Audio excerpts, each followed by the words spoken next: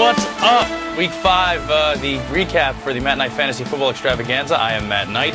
That guy behind the camera is going to be a little bit disappointed a little bit later on because we have some things to discuss here for Week 5. Let's talk about the studs for Week 5 first of all. Kenton Keith is your number one guy, the running back for Indianapolis. He filled in for Joseph Adai with 121 yards, 2 touchdowns. He caught 3 passes for a few yards, nothing big about that. But the bottom line is, he was the top player in fantasy this week. If you had the guts to pick him up at a very, very cheap price and not worry about having a die come back for this week, you reaped huge benefits. Kenton Keith, big guy, number one guy in fantasy football. Congratulations if you picked him up this week. Number 2, Ben Watson, the tight end for New England. 6 catches, 107 yards, 2 touchdowns. Usually a tight end is not the number 2, number 1, number 3 guy in fantasy football. This week, very, very easy for him to get it. A weak Cleveland defense. So Ben Watson was the dump-off guy for Tom Brady. Tom Brady having a monster year.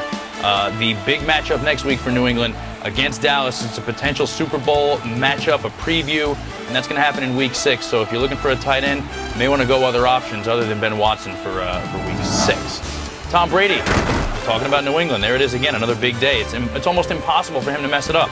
22 for 38, 265 yards and 3 touchdowns, and you're probably going to see him in this box behind me many more times as stud of the week, because he's just having a monster year right now. He's got 16 touchdowns, 2 interceptions on the year. That is ridiculous. He has not missed a game since 2001.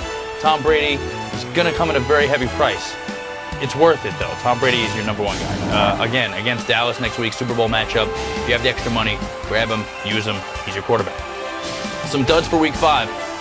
If you had Tony Romo thinking that he was going to be your big man, no such luck. 5 picks, fumble lost. He did throw 2 touchdowns, but chances are if you had him in, he cost you a day. He cost you a week. He might not have given you the exact points that you were looking for. He gave you some positive points, but it wasn't enough to keep him maybe for next week. Next week, he's got the New England defense, the Dallas-New England game. I'd steer clear of him. I would try to go for a cheaper quarterback to see if you can get somebody else other than Romo, especially coming off a bad week against a weak Buffalo Bills defense. That game Monday night was insane. If you watch the game, you know what the deal is about with the field goal. Stay away from Romo, Week 5. Dud. Frank Gore, week dud number 2. Terrible. Frank Gore is having just an awful year. He was the number 4 running back preseason. This past week, 52 yards. He had 3 catches for 20 yards. Frank Gore is looking like a monster dud. Alex Smith is out. You have Trent Dilfer in at quarterback, which means that all of the defenses now are stacking the box against the run against San Francisco, which is going to hurt Frank Gore's stats. So Frank Gore is going to come cheap, but it's high risk, high reward with Frank Gore. So if you're thinking maybe no Gore, don't go with Gore. Go with somebody else. It's not even worth it at this point. And I had to put this dud in here for my buddy right behind the camera here. Look at that. What is that? You're my number 1 fan, Tom. Is that what that meant? You're my number 1 fan? Thomas Jones, New York Jets, 36 yards, 2 catches for 14 yards for a whopping total of 50 yards against the vaunted Giants defense. Yeah, it's probably never going to have to come up that Thomas Jones is a dud. The Jets, what are they? Don't they stink, Tom? Don't they stink? They stink. The silence. Last week he actually said it. The Jets were playing the Giants. Yeah, this week, just complete silence. You didn't have Thomas Jones this week unless you're a Jets fan. Tom probably had Thomas Jones. Didn't you, Tom? Didn't have him? Well. Still a Jets fan. Giants win 35-24. Chad, done. Jones, done. Let's not worry about that anymore. Players to watch, Week 6. Let's talk Brandon Jacobs, the New York Giants, who had a monstrous game against the New York Jets. 100 yards. He had his touchdown. He came back. No signs of the knee injury looking like they're bothering him. Brandon Jacobs is probably going to be a good pickup for Week 6. They have the Monday night game against Atlanta. Atlanta's defense is porous. Bring it. Brandon Jones, he's going to split time with Derek Ward, but he's going to get the bulk of the carry, so check out Brandon Ward as a guy to watch. Dwayne Bowe, wide receiver for Kansas City. There's not a lot to look at when it comes to Kansas City these days. Larry Johnson is on a struggle. Dwayne Bowe is their bright spot this year. He's got 368 yards, 2 touchdowns this year, and they have the Bengals. The Bengals have a real weak pass defense.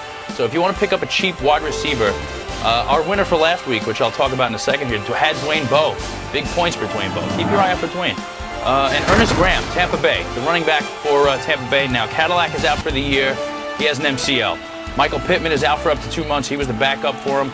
He's out with a sprained ankle. So it puts Ernest Graham right into the running back number 1 position.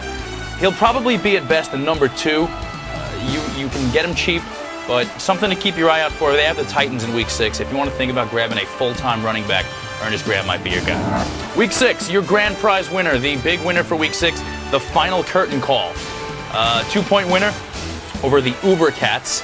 I love these great team names, by the way. The Uber Cats are the second place finisher. Final curtain call had Derek Ward as their scout player, which got him 15 bonus points.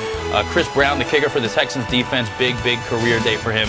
So therefore, the final curtain call, picking up the gift certificate for Lori and Me Sports memorabilia in Colts Neck. Their website right about here, loriandme.com.